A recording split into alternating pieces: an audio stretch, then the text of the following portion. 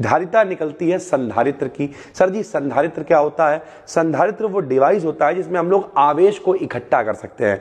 ऐसी जुगाड़ जिसमें भैया आवेश को इकट्ठा कर सकते हैं उसे संधारित्र यानी कैपेसिटर कहते हैं भाई, ठीक है। और किसी भी संधारित्र की हम लोग धारिता निकालते हैं। क्या फॉर्मूला होता है?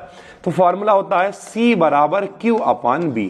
Q माने आवेश, कितना आवेश आपने इकट्ठा करा, V माने वोल्टेज, कितना वोल्टेज था, दोनों के अनुपात को हम लोग कहते हैं धारिता। तो हमने लिखा किसी चालक, चालक मतलब जिसमें करंट आएगा, आवेश भैया प्रवाहित उसी में तो होगा जो चालक होगा। तो किसी चालक के आवेश यानी Q और वोल्टेज यानी V के अनुपात को हम लोग धारिता कहते हैं। फार्मूला क्या होता है? C बराबर Q अपॉन B।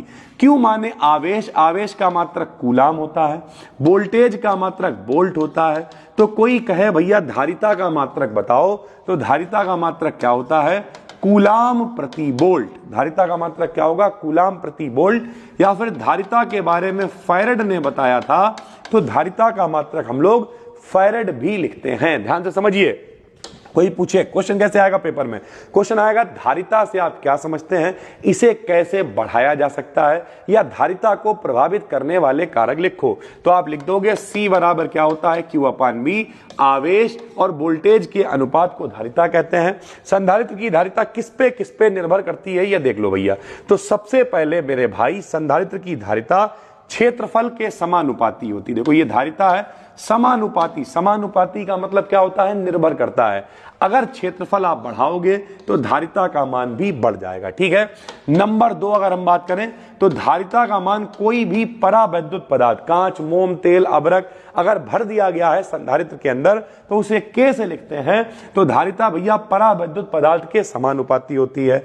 उसके अलावा धारिता अगर मान लिया ये संधारित्र है भैया, ठीक है, तो ये संधारित्र की जो बीच की प्लेटों के बीच की जो दूरी है अगर वो D है, तो भैया जो धारिता होती है वो प्लेटों की दूरी के व्युत्क्रमानुपाती होती है। यानी दूरी बढ़ाओगे तो धारिता का मान कम हो जाएगा। ओवरऑल अगर हम लोग बात करें तीनों को मिला दे तो C का मान A के समानुपाती है, K के समानुपाती है और D के व्युत्क्रमानुपाती है। सबको पता है समानुपाती हटाते हैं तो एक नियतांक लगाते हैं।